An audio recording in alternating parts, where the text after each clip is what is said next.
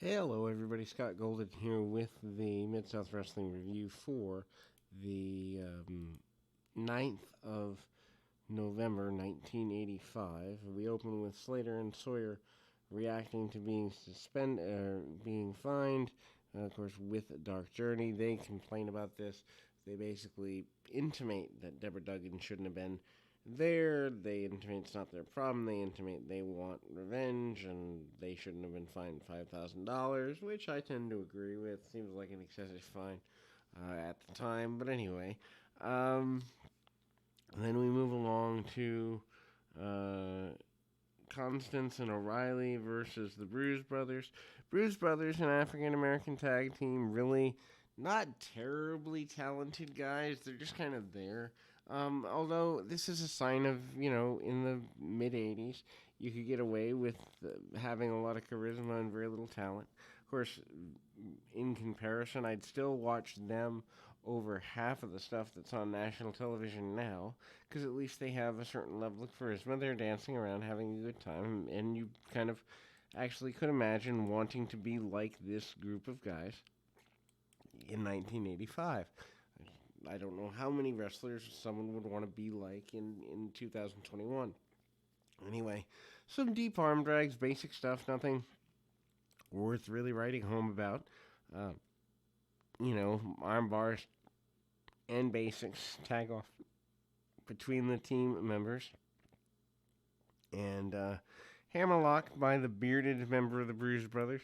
It's hard to tell them apart, but also, and in full disclosure, they're a team that was supposed to come in before, never really made much of a splash. Maybe they make a splash in 1986, although I don't remember them much in the UWF run that I've seen either, so not in major sense. So, punch kick team, not really worth doing a whole bunch of research on.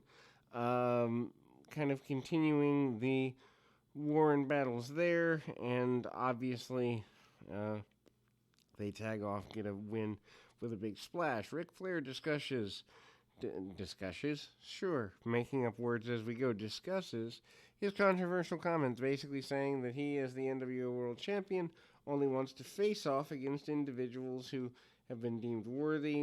The North American Champion, he kind of debates the want to do any of that. Then we move on to a tag match. Nick Patrick, the referee, and Tommy Wright versus Gilbert and Nightmare. Gilbert and Nightmare, of course, seconded by Sir Oliver Humperdinck, who's still technically responsible for the Nightmare. And, that's there. And the continuation of the hype for the picture of Eddie Gilbert, the framed picture, is still here as well. So that's a pretty big deal at the time. And, again, Sir Oliver Humperdinck kind of pretending that he's a bigger deal than he is, although that's kind of what a heel manager does. I don't necessarily, maybe I never saw him at his peak, but Humperdinck's just not a guy that I really get behind a great deal. Several shots, they kind of go to an arena area here, and or just a little bit beforehand, kind of hyping up things. Jake Roberts interferes, basically says he wants to get his hands on Nightmare since they had an alliance at one point. Roberts is probably one of the best guys, and when they lose him, they lose somebody pretty big in 1986, obviously. Anyway, Jake Roberts continues to be one of the best promo men in the business. We kind of see Gilbert doing the small heater, Nightmare being the guy to defend him because of the size differential. Nick Patrick still a lot better wrestler than I would imagine him to have been. That's kind of actually cool to see when you've typecast a guy in one role and he ends up being really good at another. Anyway, Gilbert up and over the shoulder, stays on the arm and kind of continues to go. And Tommy Wright does pretty well for himself too. Obviously, I don't know that Nick Patrick would have done terribly well with his size differential. Nightmare beats down, punches, kicks, knee drops, and the like on the adversaries here. Even Humperdinck gets in, takes a bit of a cheap shot, and Gilbert hits a drop kick, which is rare. Eddie Gilbert usually doesn't leave his feet too terribly much, not at this era anyway, or much beyond it. Gilbert does some things. Drop kicks were rare for Eddie, at least I would say, in this era and beyond.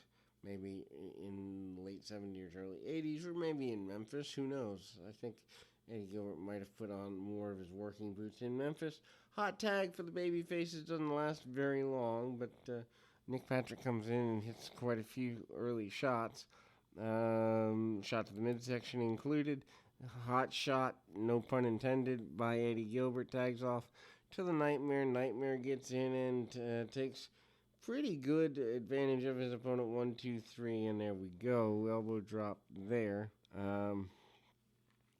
Then Mr. Starr versus Butch Reed for the North American Championship. The North American Championship, which at one point when Magnum TA held it a couple years ago, was considered, I believe they said something like 27 pounds.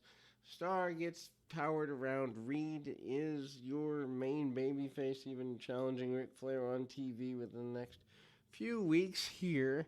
So obviously not exactly a guy that you're going to ignore. Anyway, Reed manages to shrug him off a bit.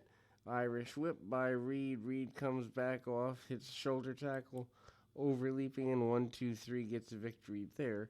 Not necessarily sure what the point is of putting champion on TV if he's going to squash that decisively. Anyway, Lord Humongous is out here. He is managed by Sir Oliver Humperdinck, as is to be expected at the time, and Humperdinck manages to do everything he can to give his man as much of an advantage as possible. Supposes by Humongous. Humongous uses power at every given turn. Not a big surprise there. Big clothesline inside out the kid, and then uses that $1 Million Dream type sleeper hold. Does Humongous to get the win. El Casario versus Jake Roberts is up next. And then there we go.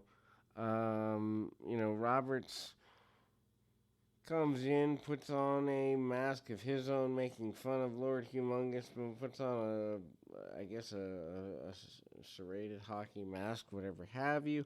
Casario steps to the outside. He's not thrilled by any of this. He manages to go for a few chops and punches. Really basic stuff there. Roberts hangs on to the arm, stays with the arm for a minute, short clothesline, and it's a leapfrog and a body slam. Almost actually lost him with the body slam, which was kind of interesting. Tries for the DDT, but Casario bails to the outside. Of course, he is later known as Savio Vega in the WWF. He comes back in, hits some martial arts chops and other strikes, some of which are not legal. He runs headlong into the corner, and Roberts hits the DDT to get the victory. And then we move to Ric Flair and Butch Reed as our main event. Obviously, TV main event. They are given something like 10 minutes. Not exactly a great thing. Ric Flair doesn't want to be in this match. He's made that perfectly clear before, but because Reed is the North American champion, he has very little other chance. Flair basically yammers on about being the greatest champion of all time. Not a big surprise there. That's what the NWA champion's all about. And needless to say, he manages to keep going in that general direction for several minutes. Reed not wanting to take any backward steps. Reed kind of prancing and posing and backs Flair off. Flair hits a couple kicks to the midsection. Reed keeps coming, brawling punches and kicks. Really basic stuff. Flair does the Flair flop right in the middle after several hard shots from Reed, cut off by Flair. Flair with some chops, as he is wont to do, manages to try to flip the man over, backslide near victory for Reed, and Flair does all the backing off he needs to do. Certainly gets Butch Reed over as a big guy, manages to chop him down to size, though. Flair not bashful or unabashed about cheating and doing whatever he needs to do to get things going in the way he intends. Flair with the double stomp manages to do everything he can, cuts Reed off, hits several more chops and really basic stuff there. Um, Flair with a chop brings Reed back in with the vertical suplex, or tries to. Reed rolls him up with the three-quarter roll, 1, 2, and Flair kicks him off. Probably one of the better TV matches I've seen from Reed, but that's because I'm partial and I love Flair. Flair does make him look like $1,000,000. Actually takes a sleeper out of the man for a bit, and the referee does the double down count. I don't think either or any of the fans think the match would end in that fashion or in that way. Needless to say, Flair kicks to the side of the head. He is non opposed, manages to get a vertical suplex. Reed manages a couple of shots right between the eyes, hard shots as they are, and Reed continues going in as aggressive a fashion as he can. Flair had just about enough, manages to inverted atomic drop Reed and get an advantage for himself.